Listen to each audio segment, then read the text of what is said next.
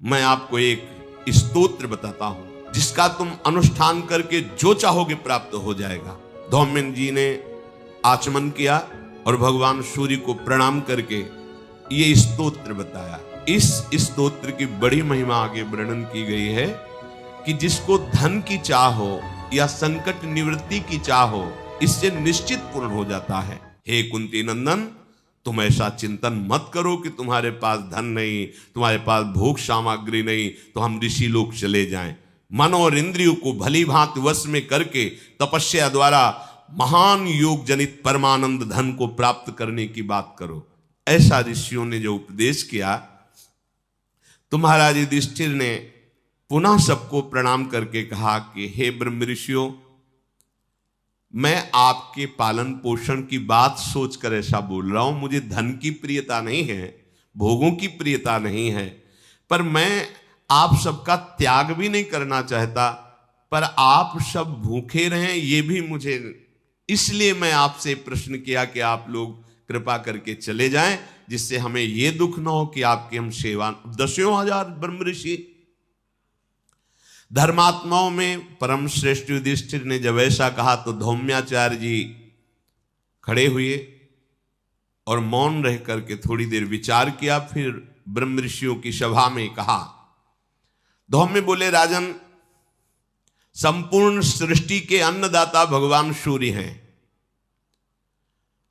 अगर वो उदय ना हो तो अन्न ही पैदा ना हो, उन्हीं से होता है, उन्हीं से अंकुरण होता है, उन्हीं से पोषण होता है, उन्हीं से फसल पकती है। वही जब शुष्कावस्था भूमि में करते तो उसमें बल आता है, वही जल देकर उसमें सींचते हैं। भगवान सूर्य की ही कृपा से अन्न का पोषण होता है। सूर्य तेज को प्रकट करके शुष्क बनाता है भूमि को, और उसमें बल वर्धन करके बीज उगने की शक्ति देता है, फिर जल वर्षा करके अन्न और औषधियों की वृद्धि करता है, फिर अपने तेज से उसी को पका करके प्राणियों के पोषण के योग्य बनाता है। इसलिए अब आप उदास मत हो, मैं आपको एक स्तोत्र बताता हूं जिसका तुम अनुष्ठान करके जो चाहोगे प्राप्त हो जाएगा। धौम्य जी ने आचमन किया और भगवान सूर्य को प्रणाम करके ये स्तोत्र बताया। इस स्तोत्र की बड़ी महिमा आगे वर्णन की गई है कि जिसको धन की चाह हो या संकट निवृत्ति की चाह हो, अगर इस स्तोत्र की कोई चाह न करके गायन करे, सूर्य उदय हो रहा है और आप प्रणाम करके स्नान करके तिलक आदि लगाकर इस स्तोत्र का गायन, तो कभी दरिद्रता नहीं आ सकती, कभी अन्न की कमी नहीं हो सकती। अगर कोई संकल्प करते हैं धन आदि का या संकट निवृत्ति का, इससे निश्चित पूर्ण हो जाता है। धौम्य जी ने आचमन करके भगवान सूर्य को प्रणाम करके ऋषियों की सभा में कहा कि ये स्तोत्र, इसमें 108 नाम भगवान सूर्य के हैं। सूर्यो यमा भगवत तृष्टा पुरुषा कहा, सविता रवि गभीस्तमानजः कालो मृत्युर्धाता प्रभाकरः, पृथिव्यापश्च तेजश्च खं वायुश्च परायणं, सोमो बृहस्पतिः शुक्रो बुधोंगारक एव च, इंद्रो विवस्वान् दीप्तांशुः शुचिः सौरिः शनैश्चरः, ब्रह्मा विष्णुश्च रुद्रश्च स्कंधो वै वरुणो यमः, वैद्युतो जाठरश्चाग्नि रैन्धनस्तेजसां पतिः, धर्मध्वजो वेदकर्ता वेदांगो वेदवाहनः, कृतं त्रेता द्वापरश्च कलिः सर्वमलाश्रयः, कलाकाष्ठा मुहूर्ताश्च छपायामस्तथा क्षणः, संवत्सर करो स्वत्थः कालचक्रो विभावशु, पुरुषः शाश्वतो योगी व्यक्ताव्यक्तः सनातनः, कालाध्यक्षः प्रजाध्यक्षो विश्वकर्मा तमोनुदः, वरुणः सागरोऽंशुश्च जीमूत जीवनोरिहा, भूताश्रयो भूतपतिः सर्वलोक नमस्कृतः, सृष्टा संवर्तको वह्नि सर्वस्यादिर्लोलुपः अनन्तः कपिलो भानुः कामदः सर्वतो मुखः जयो विशालो वरदः सर्वधातु निषेचिता मनः सुपर्णो भूताधिः शीघ्रगः प्राणधारकः धनवन्तरिर्धूमकेतु रादिदेवोदिते सुतः द्वादशात्मा रविन्दाक्षः पिता माता पितामह स्वर्गद्वारं प्रजाद्वारं मोक्षद्वारं त्रिविष्टपं देहकर्ता प्रशान्तात्मा विश्वात्मा विश्वतोमुखः चराचरात्मा सूक्ष्मात्मा मैत्रेयः करणान्वितः एतद्वै कीर्तनीयस्य सूर्यस्यामित तेजसः नामाष्टशतकं चेदं प्रोक्तमेतत् स्वयंभुवा। ये स्तोत्र सुनाया और कहा इस स्तोत्र का गायन करके भगवान सूर्य को प्रणाम करते हुए आप आराधना कीजिए, आपको जो चाहिए वो प्राप्त हो जाएगा। जो मनुष्य सूर्योदये यः सुसमाहितः पठेत सा पुत्रदारान् धनरत्न संचयान् लभेत जाति स्मरतां नरः सदा धृतिं च मेधां च सविन्दते पुमान्। जो मनुष्य सूर्योदय होते हुए भगवान सूर्य के सामने स्नान आदि अपनी दिनचर्या करके और हाथ जोड़ करके ऐसा स्तोत्र गायन करेगा, वो जो चाहेगा पुत्र धन स्त्री रत्न और भी जो सामग्री स्मृति धैर्य उत्तम बुद्धि सब जो चाहेगा भगवान सूर्य उसे प्रदान करेंगे। अब आप शराब पिएंगे मांस खाएंगे तो आपकी हिम्मत ही नहीं है कि आप ऐसा कर ले, नहीं कर पाएंगे और करेंगे भी तो सिद्ध नहीं होगा। असुर भी जब कोई सिद्धि प्राप्त करना चाहते थे तो ऋषियों की भांति दिनचर्या होती थी। आज दिनचर्या क्या, सूर्य भगवान उदय होकर के मध्याह्न की तरफ जा रहे तब लोग उठते हैं तो क्या दरिद्रता आयुहीनता अकाल मृत्यु ये सब बढ़ती है, बुद्धि भ्रष्ट होती है, लोगों को पता नहीं है। जैसी दिनचर्या जी रहे हो ये तुम्हारे रोग बढ़ाने वाली, शोक बढ़ाने वाली, दरिद्रता पैदा करने वाली, बुद्धि भ्रष्ट करने वाली है। भुवन भास्कर त्रिभुवन को पावन करने वाले साक्षात भगवान पधार रहे और तुम सो रहे हो, ऐसी कैसी दिनचर्या है? नहीं, भगवान सूर्य के उदय होने के 48 मिनट 2 घड़ी पहले हर व्यक्ति को उठ जाना चाहिए, कम से कम, भले साधक नहीं हो तो उठ जाओ, बैठकर भगवान नाम जप करो, स्नान आदि करके उनको अर्घ दान करो, प्रणाम करो। इससे आपकी आयु बढ़ेगी, आपकी स्त्री बढ़ेगी, आपकी बुद्धि ठीक रहेगी। और अगर कहीं ये स्तोत्र गायन कर ले तो कह रहे जो कामना करोगे उसकी पूर्ति हो जाएगी। जो ज्ञानी पुरुष जनेन्द्री और रसेंद्री के भोगों में लगे हुए हैं, बहुत ध्यान देने योग्य बात कह रहे हैं। शिष्णोदर कृते प्राज्ञः करोति विगशं बहु मोह राग वशाक्रांत इंद्रियार्थ वशानुगाह। जिनका केवल एक ही लक्ष्य है, अच्छा अच्छा भोजन मिले और काम भोग करने की लालसा प्रबल करके उसी का चिंतन, उसी को भोगने में सुख का अनुभव, वो अज्ञानी पुरुष है। वो परमार्थ में नहीं है, वो रागी पुरुष है। विषयों का चिंतन और विषयों की क्रिया करना, विषय सामग्री को एकत्रित करके भोग भावना में रहना, विचार शक्ति नष्ट हो गई। अर्थात जो मनुष्य जीवन की दुर्लभता भगवत प्राप्ति के लिए कही गई वो निकृष्ट भाव को प्राप्त हो गई। तिनते खर सूकर श्वान भले जड़ता बस जे न कहें कछुए। उनसे सुअर कुत्ता गधा अच्छे। क्यों अच्छे?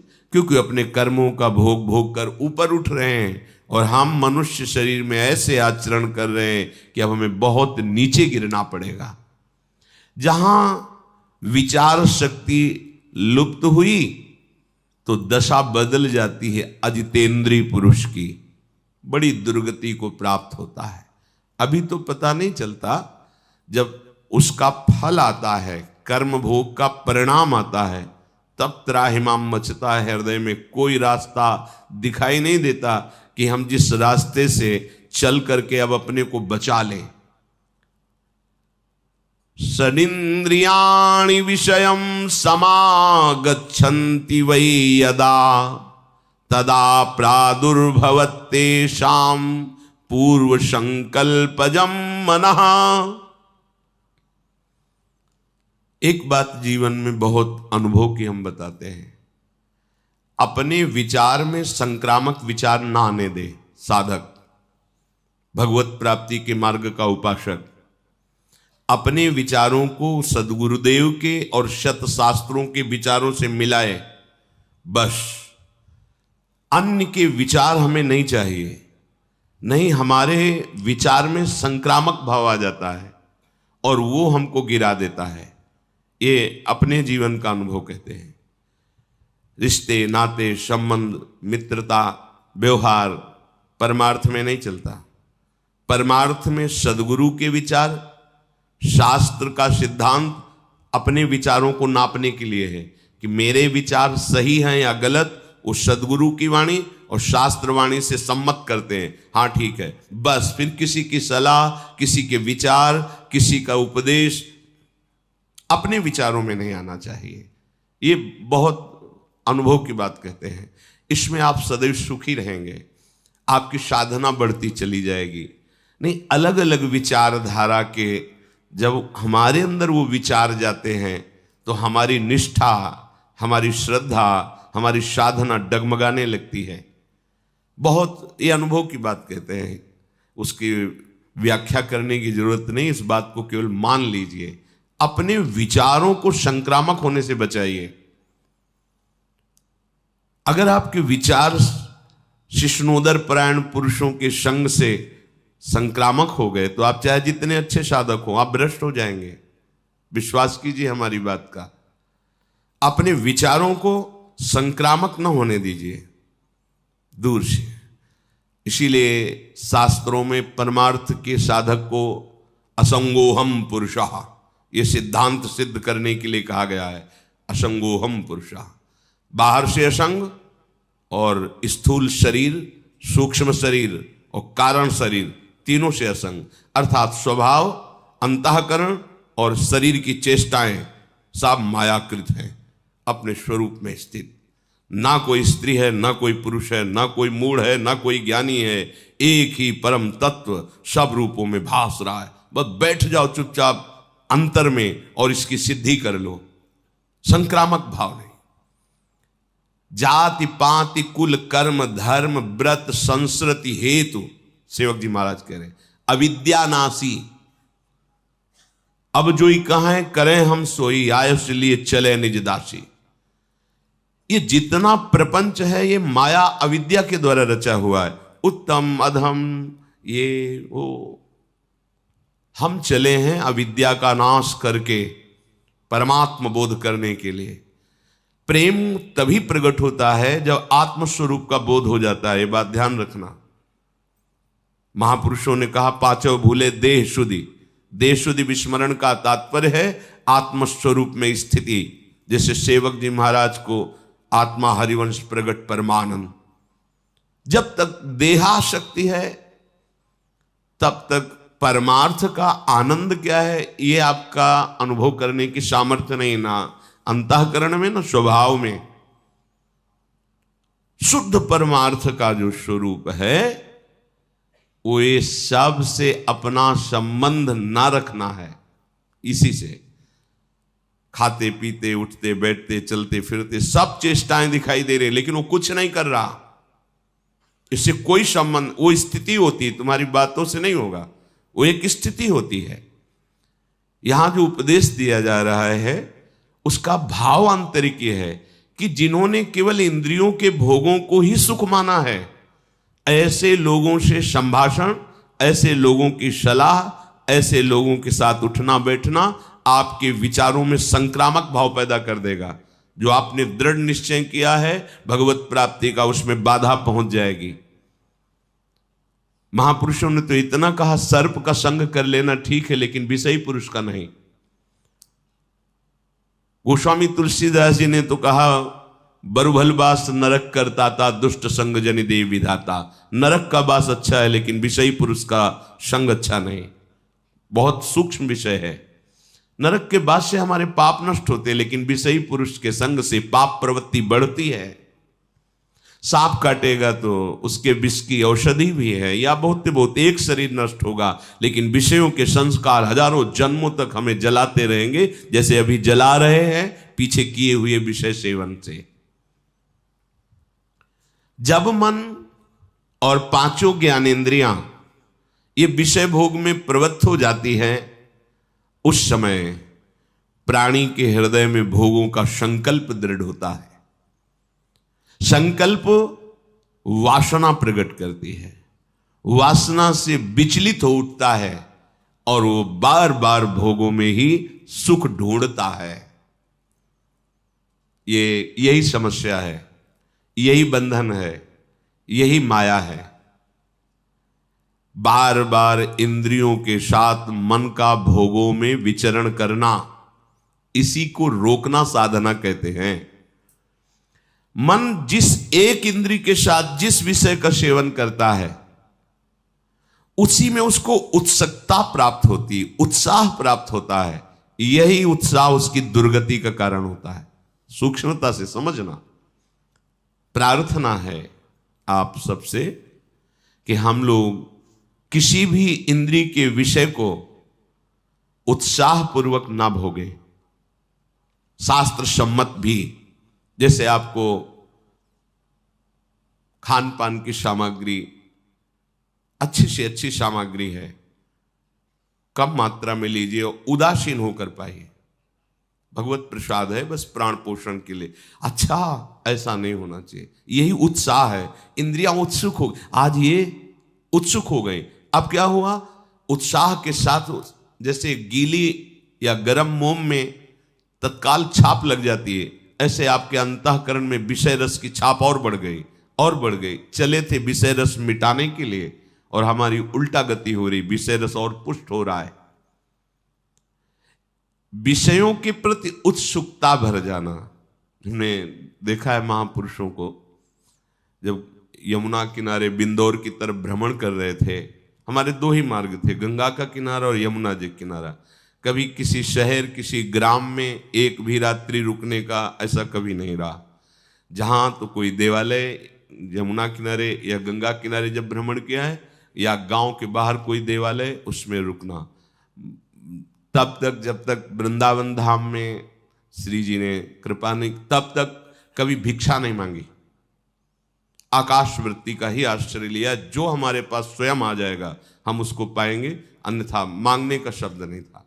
क्योंकि यौवन अवस्था थी, नगर में प्रवेश होने से हमें डर लगता था, किसकी क्या भावना है, कैसा है। तो गंगा का किनारा हमारे लिए या यमुना किनारा।